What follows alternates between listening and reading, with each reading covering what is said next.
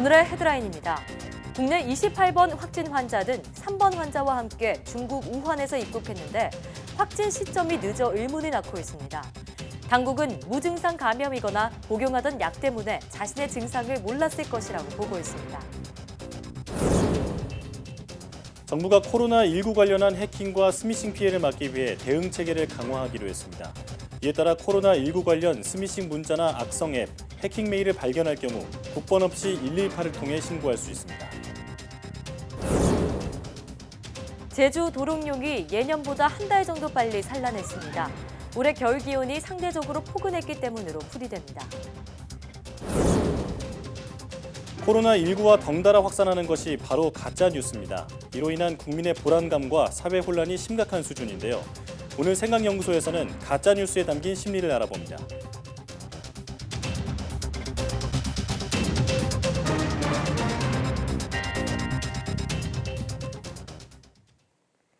여러분 안녕하십니까? 사이언스 투데이입니다. 중국 우한에 체류하던 교민 등 140여 명이 3차 전세기를 통해 귀국했습니다. 의심 증상에 있는 인원을 제외한 나머지는 임시생활시설인 경기도 이천 국방어학원에 머물며 바이러스 잠복기인 2주 동안 격리 생활하게 됩니다. 김우준 기자입니다. 중국 우한 교민들을 태운 전세기가 김포공항 활주로에 내린 건 오전 6시 23분쯤. 세 번째 전세기에는 모두 147명이 탑승했는데 처음으로 중국인들이 탑승했습니다. 중국 국적이라도 우리 교민의 배우자나 직계 가족관계를 입증하면 탑승할 수 있게 중국 정부가 방침을 바꾼 겁니다. 다만 중국을 출발하는 과정에서 일부 교민이 증상을 보였고 중국 당국이 출국을 허용하지 않자 부부가 함께 탑승을 포기한 것으로 파악됐습니다.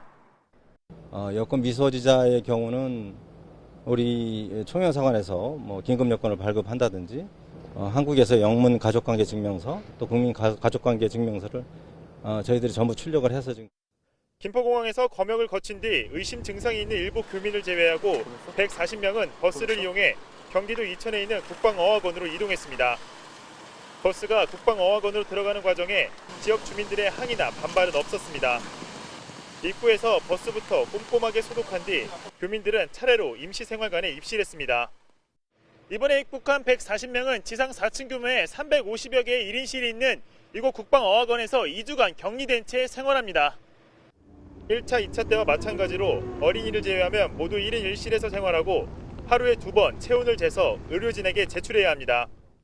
정부는 우한 국민들과 그 가족들이 안전하게 머무르실 수 있도록 임시생활시설에 세심한 주의를 기울이고 이제 우한에는 우리 교민 100여 명이 남아있는 것으로 전해졌지만 정부는 4차 전세기 파견은 고려하지 않고 있다고 밝혔습니다. YTN 김우준입니다. 국내 28번 환자는 3번 환자와 함께 중국 우한에서 들어온 중국인 여성입니다. 이 환자는 밀접 접촉자로 격리 해제 직전 검사에서 최종 확진 판정을 받았습니다. 이경구 기자입니다. 28번째 확진자는 30살 중국인 여성입니다. 3번 환자인 54살 한국 남성과 함께 지난달 20일 우한에서 입국했습니다. 3번 환자가 지난달 26일 확진 판정을 받은 뒤 밀접 접촉자로 분류됐고 마땅히 갈 곳이 없어 경기도 일산에 있는 3번 환자 어머니의 집에 자가 격리됐습니다. 이 기간 발열 등 의심 증상은 보이지 않았습니다. 하지만 격리 해제를 하루 앞두고 이루어진 검사에서 양성과 음성의 경계인 바이러스 수치가 확인됐고 격리를 유지하며 이틀에 걸쳐 진행된 재검사에서 최종 양성 판정을 받아 명지병원에 격리됐습니다. 지금도 발열이나 기침, 폐렴 소견 등은 없는 것으로 확인됐습니다. 이 여성과 함께 자가 격리됐던 3번 환자의 어머니는 음성 판정을 받았습니다. 방역당국은 이 여성이 일단 3번 환자로부터 감염됐을 가능성에 무게를 두고 있습니다. 3번 환자가 국내에 들어와서 이 28번째 환자하고 동선이 거의 일치하게 같이 가장 가깝게 밀접 접촉을 한 지인입니다. 관내에서 두 번째 확진자가 나온 고양시에는 비상이 걸렸습니다. 공무원과 봉사단체 등 수천 명을 투입해 1에서 2주 간격으로 대대적인 방역과 소독 작업을 벌일 예정입니다. 현재까지 신종 코로나 바이러스 의심 증상을 보인 의사 환자는 확진자를 빼고 모두 합해 4,290여 명. 이 가운데 3,500여 명이 음성 판정을 받았고 760여 명을 상대로는 검사가 진행 중입니다. 확진자와 접촉한 사람은 1,700여 명으로 늘었고 800명 가까운 접촉자들이 격리된 상태입니다. YTN 이경국입니다. 28번 환자는 지난달 20일 중국 우한에서 입국했는데 확진 시점이 매우 늦어 의문을 낳고 있습니다. 증상이 없는 무증상 감염이거나 당시 복용하던 약 때문에 자신의 가벼운 증상을 몰랐거나 이 둘 중 하나일 것으로 당국은 보고 있습니다. 보도에 김승재 기자입니다. 28번 환자인 30살 중국 여성은 지난달 20일 3번 환자인 54살 한국 남성과 함께 우한에서 입국했습니다. 지난달 26일 3번 환자가 확진된 직후 경기도 일산 3번 환자의 어머니 집에서 자가 격리됐습니다. 28번 환자는 자가 격리 만료 시점을 앞두고 지난 8일 1차 검사를 한 결과 양성과 음성의 경계 수준에 해당하는 결과가 나왔습니다. 그래서 지난 9일과 10일 두 차례 검사를 다시 해 최종적으로 양성으로 판정됐습니다. 바이러스의 양이 되게 경미하게 미미하게 양이 적었습니다. 그러다 보니까 양성 음성의 경계선상을 계속 왔다 갔다 하다가 마지막 검사할 때는 조금 그 양성 범위 안에 들어와서 양성으로 28번 환자는 3번 환자가 격리되기 전까지 동선이 거의 일치해 가장 밀접하게 접촉한 사람인데도 자가격리 15일 만에야 확진됐습니다. 환자는 입국 직후 성형외과 치료를 받고 소염 진통제를 복용했는데 당국은 이 때문에 증상 확인에 제한이 있었을 것으로 추정했습니다. 3번 환자하고의 밀접한 접촉으로 전파됐을 가능성, 그리고 그 이후에 약간 경미한 증상이 있었지만 주관적인 그런 증상을 인지하지 못해서 조기에 환자로 발견되지 못했을 가능성. 아무 증상 없이 양성이 나온 무증상 감염인지 아니면 투약으로 인해 자신의 가벼운 증상을 인지하지 못한 것인지 당국이 심층 조사를 통해 밝혀야 할 사안입니다. YTN 김승재입니다. 코로나19 진원지인 중국 우한시에서 귀국해 임시격리 중인 교민 699명이 오는 15일과 16일에 퇴소합니다. 오는 15일 퇴소할 교민은 지난달 31일 1차로 귀국한 366명으로 아산에 193명, 진천에 173명이 격리돼 생활하고 있습니다. 이어 다음 날인 16일에는 아산에서 자진 입소자 1명을 포함한 334명이 퇴소할 예정입니다. 이들은 최종 검사에서 음성으로 나올 경우 정부가 마련한 버스를 타고 5개 권역으로 나눠 이동한 뒤 지정된 버스터미널이나 기차역에 내려 각자 거주지로 향합니다. 정부는 퇴소 교민 이동을 위해 45인승 버스 37대를 동원할 계획입니다. 격리 생활 중 의심 증상을 보여 검사를 받은 교민은 지난 10일까지 모두 31명이었으며 이 가운데 1명이 확진 판정을 받았고 나머지는 모두 음성 판정을 받았습니다. 국내 코로나19 환자 중 일부는 항바이러스제 투여 없이 자가 면역만으로 치유가 가능한 것으로 나타났습니다. 그러나 고령자나 기저질환자의 경우 초기부터 항바이러스 치료가 필요하다고 권고됐는데요. 감염병 임상 전문가 모임인 중앙임상-TF는 이런 내용의 코로나19 환자에게 쓸 항바이러스제 권고안을 이번 주 안에 만들기로 했습니다. 박희재 기자가 보도합니다. 건강하면 자가 면역으로도 신종 코로나 바이러스가 치유될 수 있는 것으로 나타났습니다. 중앙임상-TF가 격리 입원 중인 환자들을 치료하며 확인한 결과입니다. 환자들을 보니까 젊고 건강한 분들은 특별한 치료가 없이도 저절로 좋아지는 경우가 많다는 걸 확인했습니다. 다만 고령이거나 다른 질병을 앓고 있는 환자들에겐 적극적으로 항바이러스제를 쓸 필요가 있는 것으로 나타났습니다. 바이러스가 증식하며 조직과 면역 체계를 망가뜨려서입니다. 때문에 일찍부터 치료제를 쓸 필요가 있다고 강조됐습니다. 치료제로는 에이즈와 말라리아 약제 투여가 권고됐습니다. 리바비린도 꼭 필요한 경우 사용할 수 있지만 부작용이 적지 않아 우선 사용해선 안 된다는 판단이 나왔습니다. 중앙임상-TF는 이런 내용을 담아 이번 주까지 신종 코로나 환자에게 적용할 항바이러스제 투여 권고안을 낼 방침입니다. 국내 환자에 대한 첫 지침이 될 예정입니다. 퇴원에 앞서 내려지는 격리 해제는 메르스 환자 기준을 따른다고 말했습니다. 증상이 호전되고 48시간 뒤 바이러스 검출 여부를 확인해 2번 연속으로 검출되지 않은 경우입니다. 다만 메르스의 경우 폐 손상이 심하다는 특성상 바이러스가 검출되지 않게 된 뒤라도 환자가 완전히 회복을 해야 퇴원 조치를 내렸지만 신종 코로나는 후유증이 별로 없어 격리 해제와 퇴원 기준이 거의 일치한다고 판단될 전망입니다. 이번에 환자를 보면서 느끼는 경우는 이분들은 심각한 폐후유증을 별로 남기지 않는 것 같아서 격리 해제 기준과 퇴원 기준이 같아질 가능성이 높습니다. 28번 환자를 제외한 확진자 가운데 25명이 폐렴 소견이 있지만 심각한 수준은 아닌 것으로 보고됐습니다. YTN 박희재입니다. 코로나19 확산 우려로 지역 축제나 시험 등의 집단 행사를 연기하거나 취소할 필요는 없다고 보건당국이 권고했습니다. 김강립 중앙사고수습본부 부본부장은 브리핑에서 대규모 행사를 열 때 주최기관과 보건소가 참고할 집단 행사 권고 지침을 마련해 시행한다면서 이같이 밝혔습니다. 보건당국은 지침에서 행사 주최기관이 신종 코로나 예방을 위한 방역 조치를 충분히 병행하면서 집단 행사를 추진하라고 권고했습니다. 다만 방역 조치가 곤란한 여건에서 노인과 임산부 등 취약계층을 대상으로 밀폐되고 협소한 공간에 집결하는 행사는 대상자를 줄이거나 행사를 연기하도록 권고했습니다.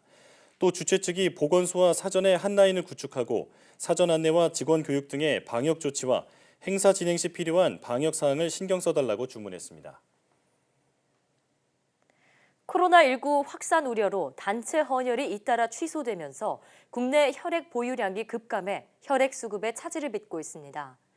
중앙사고수습본부는 이번 달 들어 단체 헌혈을 취소한 사람이 15,420명에 달한다면서 이같이 밝혔습니다.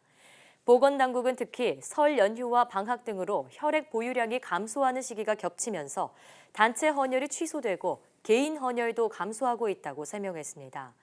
현재 대한적십자사의 헌혈 보유량은 평균 약 3일분을 약간 웃도는 수준으로 혈액 수급 악화가 지속하면 수술과 진료에 차질이 생길 가능성이 있습니다. 정부가 중국 본토 외에 홍콩과 마카오도 코로나19 오염 지역으로 지정했습니다.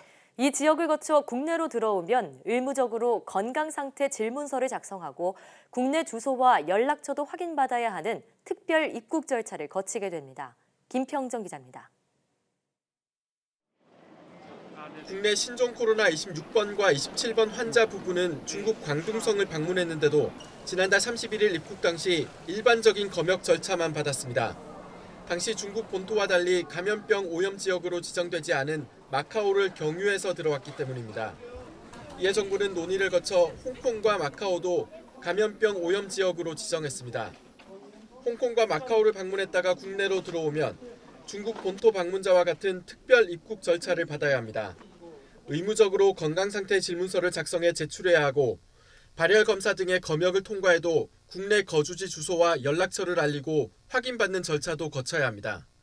광둥성 인접 지역으로 이 지역을 경유하여 국내에 환자 유입될 가능성, 또 마카오 자체의 지역사회 유행 가능성들을 판단하여 검역 관리가 필요하다고 판단하였습니다.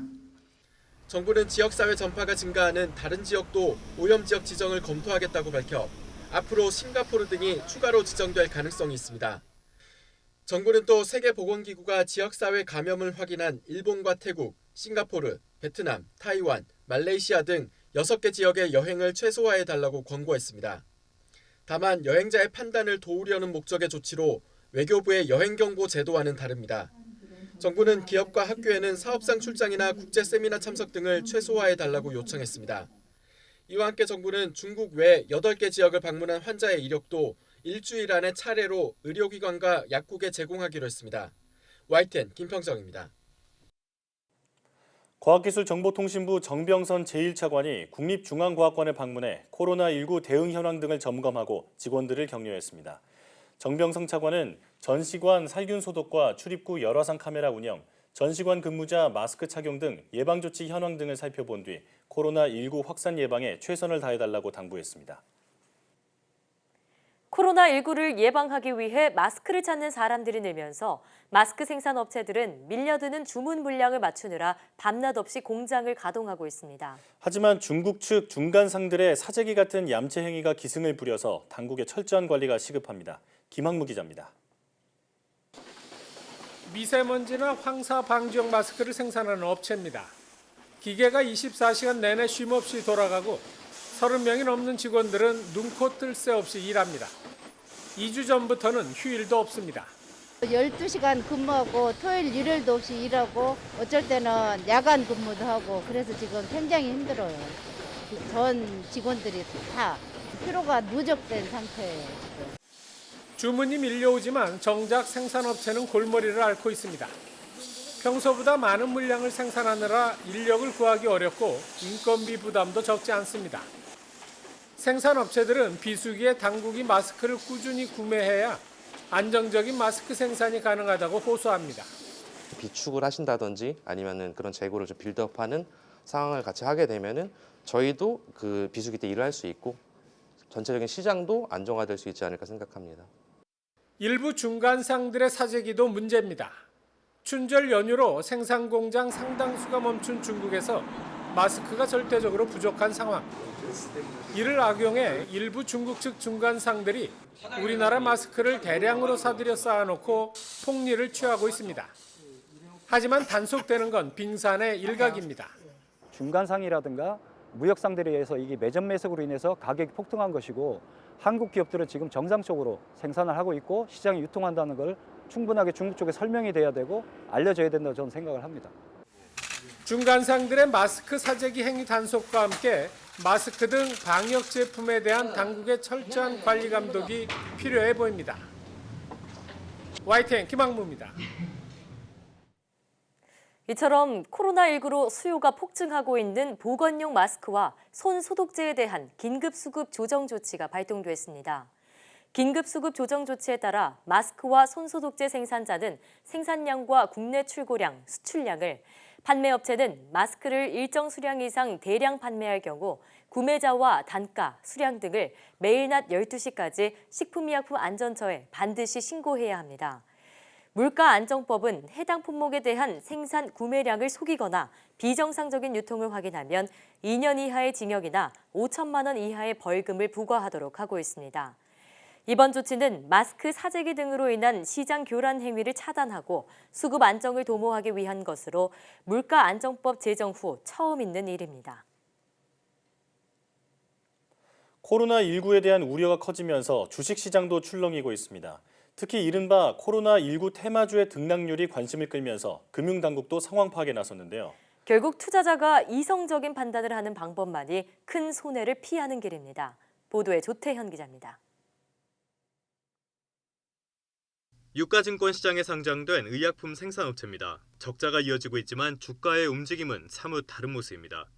신종 코로나 바이러스 감염증의 테마주로 주목받으면서 설 연휴를 전후해 주가가 연일 급등한 겁니다. 단기간에 3배 가까이 올랐지만 지금은 상승폭을 상당 부분 반납한 상태입니다. 마스크 테마주라는 평가 속에 주가가 급등한 코스닥 상장사 역시 나흘 연속 급락세가 이어졌습니다. 이런 신종 코로나 테마주의 공통점은 지난 2015년 메르스 사태 때도 급등 뒤 급락 움직임을 보였다는 점입니다. 일확천금을 노리고 뒤늦게 뛰어든 투자자들은 큰 손해를 볼 수밖에 없습니다. 이처럼 테마주가 기승을 부리자 금융당국이 적극 대응에 나섰습니다. 대규모 고가 매수나 허수 주문으로 시세를 조종하는 행위는 물론이고 인터넷 게시판 등을 통해 풍문을 유포하는 행위도 집중 감시하기로 했습니다. 루머를 이용한 위법 행위가 감지되면 소문을 만든 사람은 물론 유포한 사람에 대해서도 엄정 대응한다는 방침입니다. 관련 테마주라든지 수혜주로 불려서 급등한 종목에 대해서 그 관련된 호가나 거래 주문 등에 대해서 관련된 시장 감독, 감시를 강화하고요. 그래 필요한 사항 중에서 불법 혐의가 발생되면 즉시 조사에 착수해서 필요한 경우에는 수사기관에 넘기도록 할 계획입니다. 다만 당국의 조치에는 한계가 분명한 만큼 투자자의 주의가 무엇보다 중요합니다. 근거 없는 소문보다는 전자공시 시스템을 통한 공식 정보를 확인하고 기업의 본질 가치와 무관한 추종 매수를 자제해야만 피해를 막을 수 있습니다. YTN 조태현입니다. 정부가 코로나19 관련한 해킹과 스미싱 피해를 막기 위해 24시간 상황반을 설치하고 대응 체계를 강화하기로 했습니다. 이에 따라 코로나19 관련 스미싱 문자나 악성 앱, 해킹 메일을 발견할 경우 국번 없이 118이나 통신사 고객센터, 보호나라 홈페이지를 통해 신고할 수 있습니다. 과학기술정보통신부는 방송통신위원회와 질병관리본부 등 관련 기관과 정보 공유 체계를 강화해 스미싱 대응 과정의 속도를 높일 예정입니다. 최기영 과학기술정보통신부 장관은 코로나19 스미싱 대응 현장을 찾아 스미싱 피해 방지를 위해 기관 상호 협력을 강화하고 침해 사고가 발생하면 신속하게 대응해달라고 당부했습니다.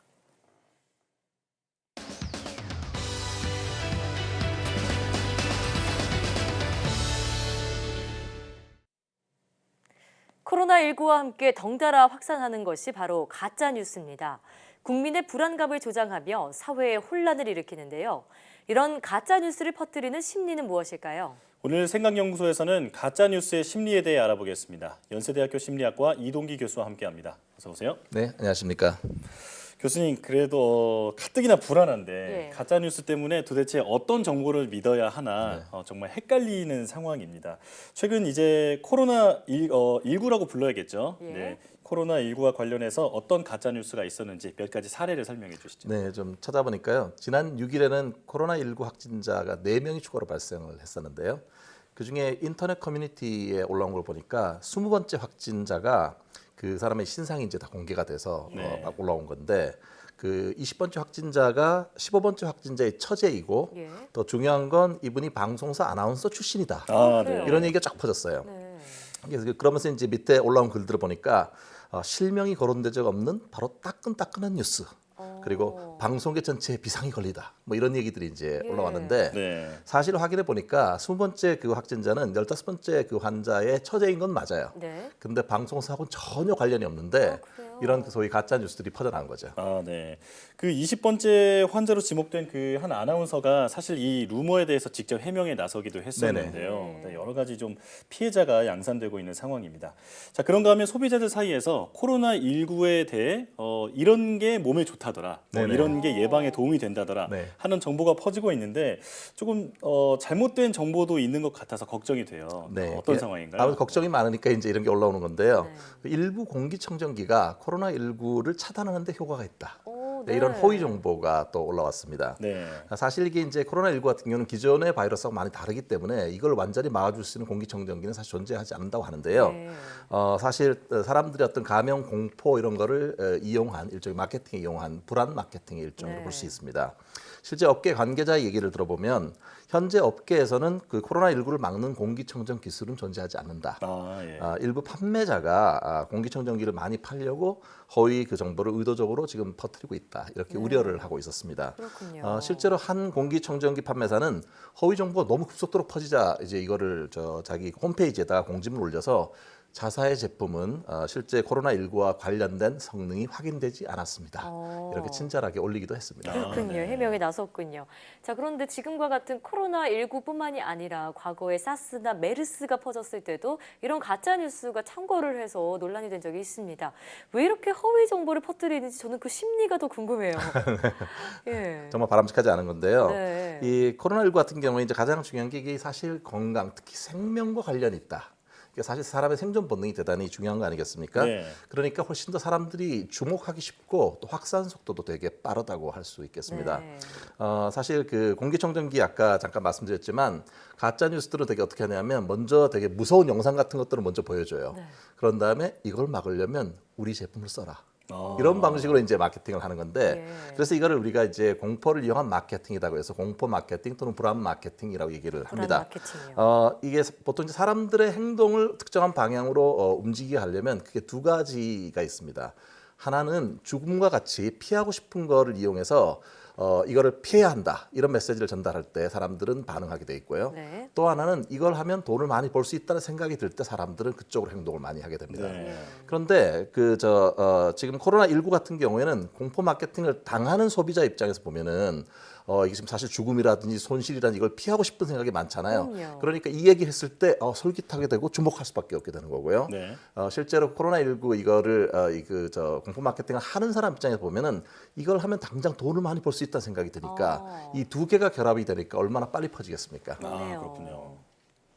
자, 그러면 평상시보다 저희가 앞서 보도에도 좀 전해드렸지만 요새 마스크 귀하기가 좀 힘들잖아요. 네. 손 소독제는 물론이고요. 이렇게 마스크 가격이 급등하는 것도 이런 이유가 있겠네요. 네네 그렇습니다. 네 이게 저기 이제 심리학자 매슬로우가 사람의 욕구에 관해서 여러 가지 단계를 얘기를 했는데요. 네. 가장 밑바닥에는 가장 기본적인 생리적인 욕구들이 있고 그 바로 위에 가장 중요한 욕구가 바로 안전 욕구입니다. 네. 우리의 신체라든지 우리의 감정적인 위협으로부터 우리 자신을 보호하고 안전하기를 바라는 그런 욕구가 상당히 강하다는 거죠. 네. 그래서 공포 마케팅 자체는 당신의 안전이 위협되고 있습니다. 이렇게 하게 되면 사람들이 그에 대해서 불안한 반응을 극대화할 수 있게 되고 예. 그렇게 되면서 슬쩍 자기 제품을 팔려고 하는 그런 거잖아요. 네. 그래서 사실 이런 좀 너무 얄팍한 상술 이런 것들 이런 좀 근절할 때가 됐습니다. 이제. 맞는 말씀이에요. 얄팍한 상술이죠. 네, 국민의 불안감을 돈벌이에 이용하는 정말 어떻게 보면은 정말 비난받을 만한 행위인데 그렇습니다. 이런 가짜 뉴스를 만들고 유포하는 행위가 명백한 범죄 행위라는 사실을 명심을 해야겠습니다. 네. 그런데 이렇게 돈을 벌려고 하는 마케팅 목표가 아니라 그냥 연예인 기사나 이런 여러 가지 좀 지라시라고 네, 소위 지라시라고 하죠. 네. 그런 가짜 뉴스들이 많이 퍼지는데 이런 건 대체 어떤 심리인 건가요? 그 사실 연예인들의 일거수일투족 상당히 궁금하잖아요. 네. 기본적으로 우리 사람들은 다른 사람 어떻게 살까? 연예인들은 어떤 생활을 하지? 예를 들어서 두 분 앵커님은 끝나고 뭘 할까? 이런 것들에서 궁금증, 호기심 천국이 생기기 마련인데 사실 본능적인 부분이라고 할 수 있는데 그렇군요. 일종의 다른 사람이 어떻게 사나 이런 것들 자꾸 지나치게 되면 일종의 관음증 같은 거로 갈 수가 있습니다. 네. 다만 예전에 이제 관음증은 정신병리적으로 문제가 있는 그런 얘기지만 SNS 같은 걸 통해서 다른 사람의 일상생활을 엿보기 이런 프로그램들이 많이 생기면서 네. 다시 일상적인 관음증화되고 있지 않나 이런 생각이 듭니다. 네. 그리고 또 하나는 이제 그렇게 해서 이제 뭔가 자기가 소위 말하는 지라시 카더라 통신을 딱 올렸을 때 사람들의 반응이 예를 들어서 좋아요라든지 저도 네. 옮겨야 되겠어요 이렇게 되면 그 자체가 하나의 강화물로 작용하게 돼서 네. 계속해서 올리고 싶은 생각이 그게 드는 또 거죠. 재미가 되는 거군요. 네, 인정받는다는 느낌이 드니까 예. 되는 거고요. 또 하나는 이게 이제 이런 그 소위 말하는 이런 가짜 뉴스 찌라시 같은 거는 사실을 확인을 하기가 어렵습니다. 네. 사실 확인되기 전까지는 계속 퍼져나간다고 봐야 되겠죠. 그리고 또 연예인들 같은 경우는 사실 그 대중한테 많이 알려져 있고, 그러니까 뭐 대중의 인기를 먹고 산다 이런 얘기를 하니까 흔히 이렇게 생각하는 거죠. 연예인 하려면 뭐 그 정도는 좀 견뎌야 되는 거 아니야? 네, 이렇게 말하는 소위 문제 의식을 가지지 못하는 사람들이 꽤 있고요. 또한 연예인이나 소속사 입장에서는 자꾸 이걸 이제 뭐 강력하게 대응하게 되면 인기나 이런 거에 영향을 받을지도 모른다는 그런 생각이 있으니까 강하게 반응을 잘 안 하게 되잖아요. 네. 그러니까 뭐 이런 걸 해도 별로 처벌도 안 받네 이런 생각을 드니까 이런 것 자체가 잘 근절이 안 되는 것 같습니다. 네. 그러니까 이 하나의 가십이라고 생각하고 좀 가볍게 퍼뜨리는 이런 행위들에 당사자들은 큰 고통을 받을 수도 그렇죠. 있다는 네. 점을 명심해야겠습니다.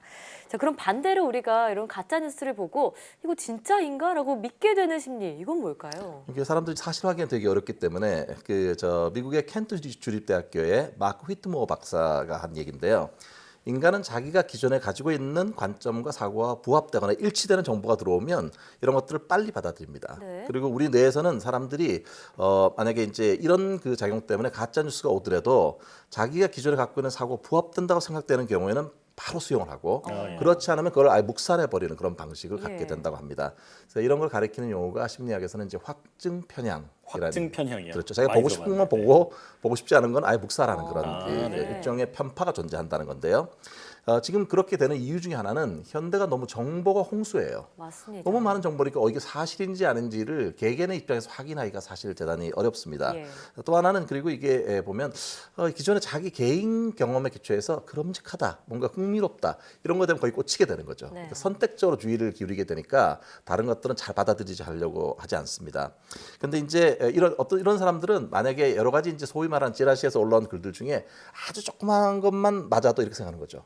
맞아, 그거 맞았잖아. 지난번에 얘기한 네. 거. 그러니까 이런 생각들이 자기의 확증 편을 또다시 더 강화시키는 그런 악순환을 계속 반복할 수가 있는 거죠. 그렇군요. 네. 이제 가짜 뉴스를 왜 믿게 되는지에 대해서는 이제 이해가 되는데 그런데 사실 이런 불안감이 사회를 더 위험하게 만들 수도 있다는 생각이 들어요. 네. 좀 어떻게 어떻게 네, 보시나요? 이게 그 사실 이제 불신 사회를 만들지 않습니까? 네. 그래서 이제 예를 들어서 포털 사이트 검색 순위 같은 것도 가짜 뉴스에서 막 올라왔다 위로. 그렇게 되면 그게 어떤 특정한 정치 세력이나 특정한 집단의 이득을 위해서 활용될 수가 있잖아요. 네. 근데 가짜 뉴스가 너무 보편화됐다. 그럼 나중에 정부가 얘기하는 얘기도 잘 믿지 못하게 되는 겁니다.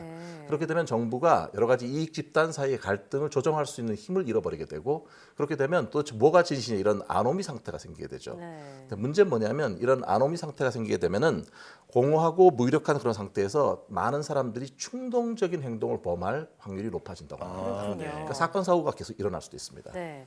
자, 그럼 우리가 이런 가짜 뉴스를 이게 사실이 아니다라고 정확하게 구별해내고 또 기존과 다른 나의 생각과 다른 부분도 받아들일 수 있는 확증 편향을 좀 버리려는 그런 자세를 갖춰야 할 것 같은데 어떤 태도가 좋을까요? 일단 확증 편향이 있을 수 있다라고 하는 걸 받아들이는 게 필요할 것 같은데요. 네. 막 어떤 사람들은 재미를 위해서 이런 걸 자꾸 퍼뜨리고 그렇게 하는데, 만약에 조금 출처가 의심스럽다라고 생각됐을 경우는 내가 확대 재생산하지 않겠다는 그런 다짐이 필요합니다.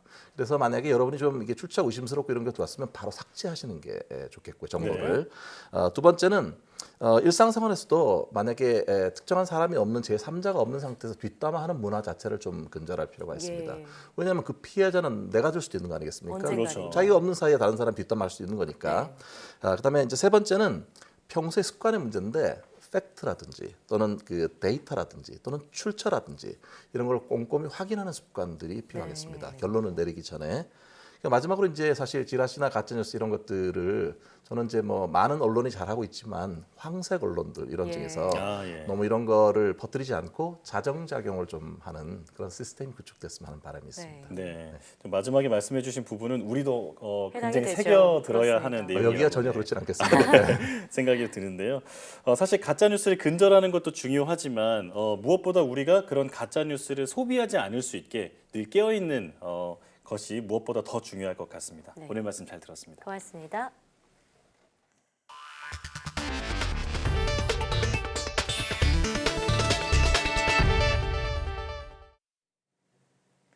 멸종위기 2급인 제주도롱뇽이 겨울잠에서 깨어나 알을 낳은 모습이 포착됐습니다. 지난달 10일쯤 산란한 건데 포근한 겨울 날씨 덕에 예년보다 한 달 정도 빨랐습니다. 최소라 기자입니다. 제주도 서귀포의 한 산골.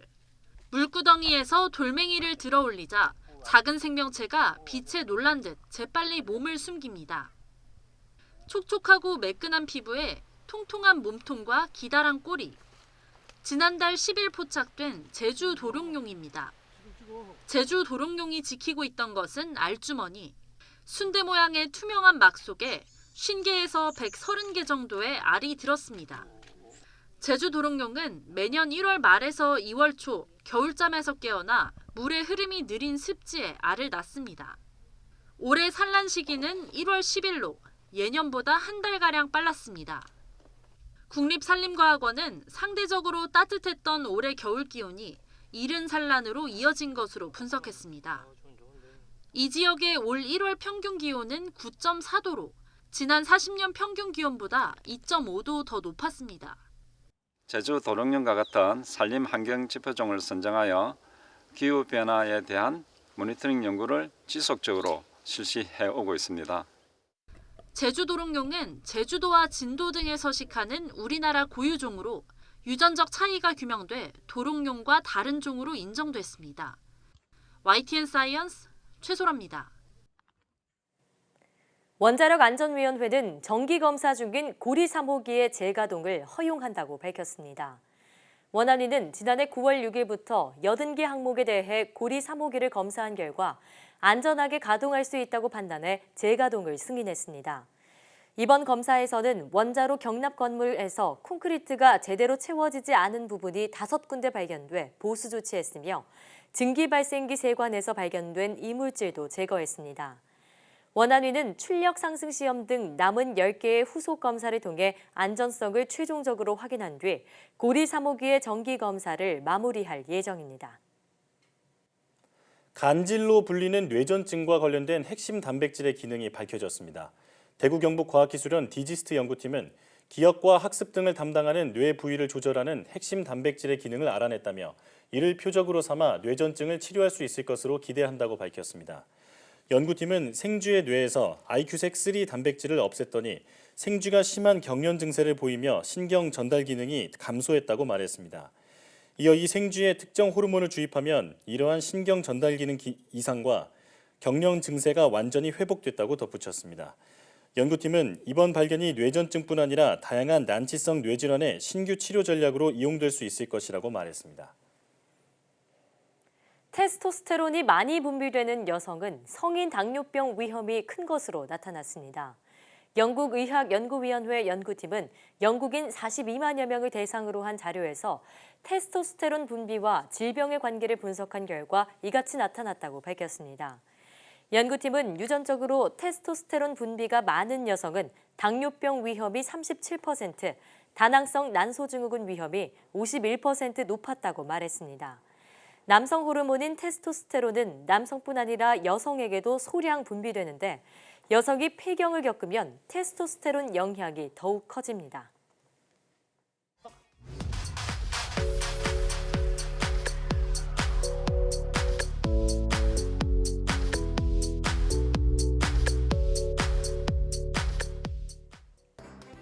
코로나19 공포와 함께 허위 정보가 빨리 확산하고 있습니다. 세계보건기구는 코로나19 관련 정보가 괴담을 낳고 있다며 이를 가리켜 인포데믹이라고 불렀는데요. 인포데믹이란 정보와 전염병을 합친 말로 잘못된 정보가 SNS나 인터넷 매체 등을 통해 급속하게 퍼져나가는 것을 의미합니다. 마치 전염병이 확산하는 것처럼 말이죠.